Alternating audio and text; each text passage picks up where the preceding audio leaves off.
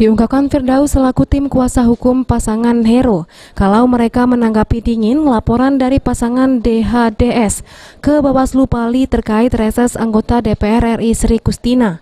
Menurut Firdaus, kegiatan tersebut tidak ada kaitannya dengan paslon nomor 2. Reses dari Sri Kustina ke Pali sendiri sudah menjadi agendanya.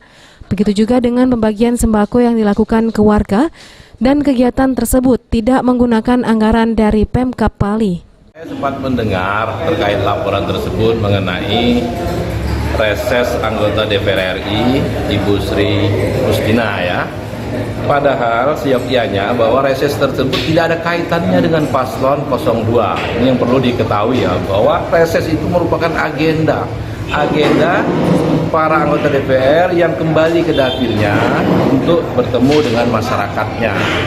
Apalagi Ibu Sri Kustina itu resesnya sudah berjalan di beberapa tempat, Empat Lawang, Kabupaten Rogadili, Muli. Ini tidak salah dia mau kembali ke Kabupaten Pali. Sementara reses itu yang saya ketahui ada yang menyatakan bahwa reses di musim pandemi COVID ini hendaklah dipergunakan untuk membantu masyarakat yang terdampak.